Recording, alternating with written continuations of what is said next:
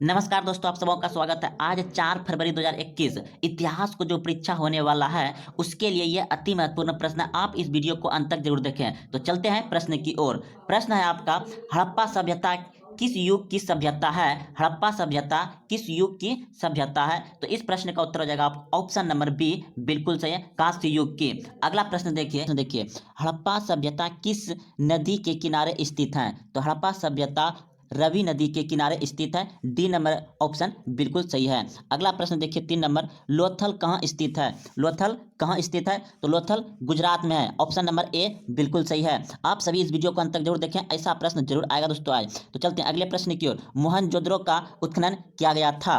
तो मोहनजोदड़ो का उत्खनन किसने किया था? तो इस प्रश्न का उत्तर होगा आपका ऑप्शन नंबर सी, बिल्कुल सही है, आर डी बनर्जी। अगला प्रश्न देखिए, इंडिका के लेखक कौन है? इंडिका के लेखक कौन है? तो इस प्रश्न का उत्तर होगा आपका ऑप्शन नंबर बी, बिल्कुल सही है, मेगास्थनीज ने। अगले 5 नंबर प्रश्न है, इंडिका के लेखक कौन है? इंडिका के लेखक कौन है? तो इस प्रश्न का उत्तर हो जाएगा ऑप्शन नंबर बी, बिल्कुल सही है, मेगास्थनीज। अगला प्रश्न देखिए दोस्तों, गुप्त वंश के किस शासक को भारत का नेपोलियन कहा गया है? गुप्त वंश के किस शासक को भारत का नेपोलियन कहा गया है? तो इस प्रश्न का उत्तर होगा आपका ऑप्शन नंबर बी, बिल्कुल सही है, समुद्रगुप्त को। अगला प्रश्न देखिए, प्राचीन भारत में धर्म की शुरुआत किस शासक ने की थी? प्राचीन भारत में धर्म की शुरुआत किस शासक ने की थी? तो अशोक ने किया था प्राचीन भारत में धर्म की शुरुआत।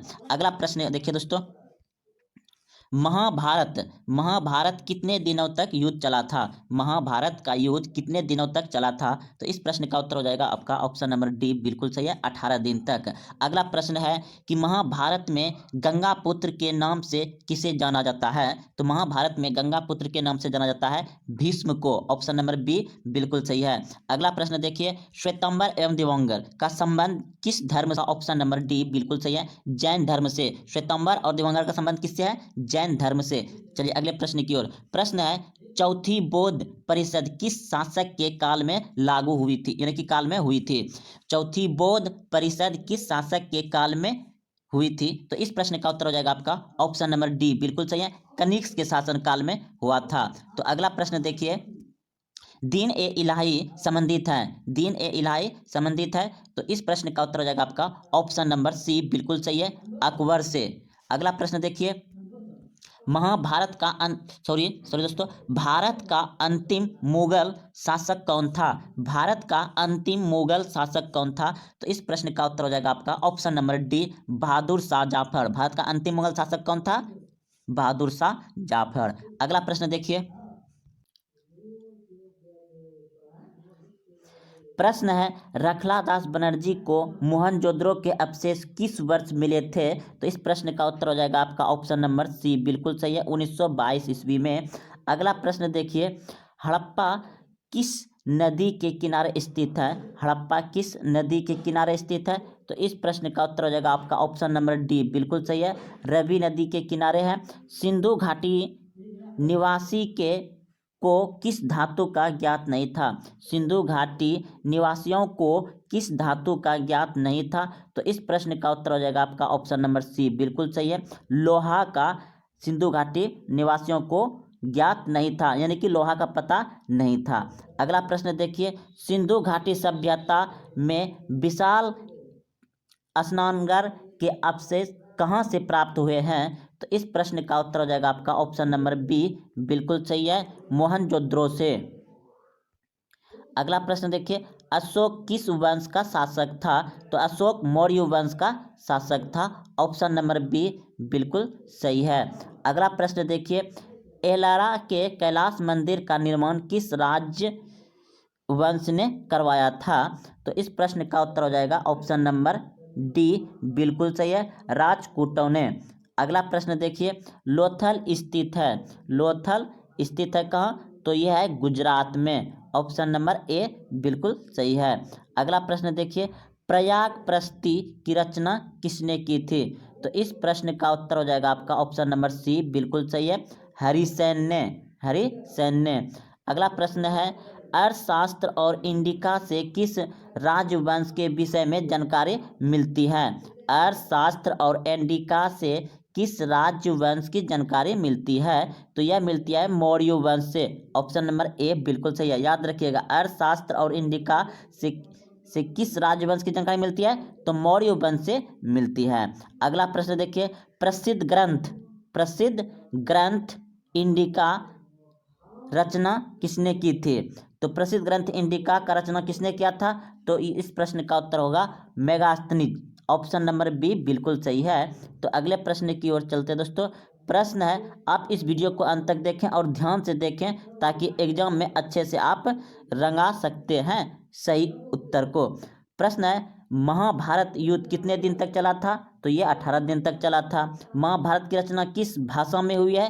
तो संस्कृत भाषा में हुई है। पुराणों की संख्या कितनी है? 18 है। पुराणों की संख्या 18 है। वेदों की संख्या कितनी है? 4 है। वेदांगों की संख्या कितनी है? 6 है। याद रखिएगा। तो इस प्रश्न का उत्तर हो जाएगा पुराणों की संख्या है 18। तो चलते हैं अगले प्रश्न की ओर। प्रश्न है, भगवान महावीर ने पार्श्वनाथ के सिद्धांत में नया क्या जोड़ा?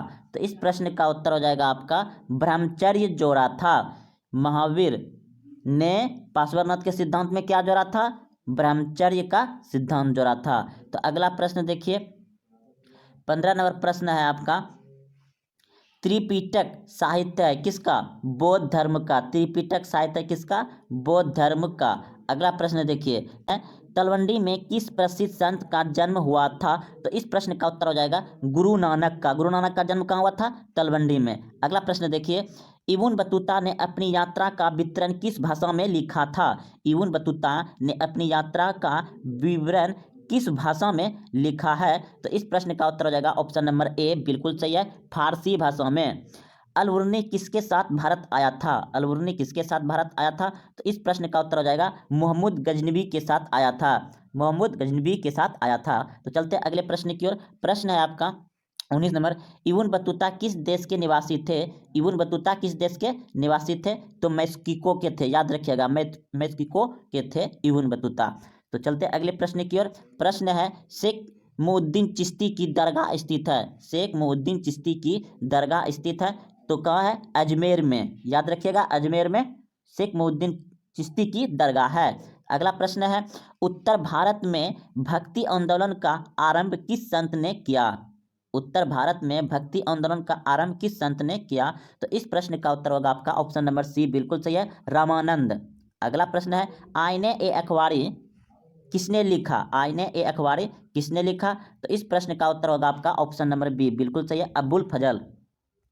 अगला प्रश्न है, 23 नंबर प्रश्न है, विजयनगर साम्राज्य की स्थापना किसने की थी? विजयनगर साम्राज्य की स्थापना किसने की थी? तो दोस्तों इस प्रश्न का उत्तर हो जाएगा हरिहर एवं बुक्का। ये दोनों भाई थे, इन दोनों भाइयों ने मिलकर विजयनगर की स्थापना किया था। तो चलते अगले प्रश्न की ओर।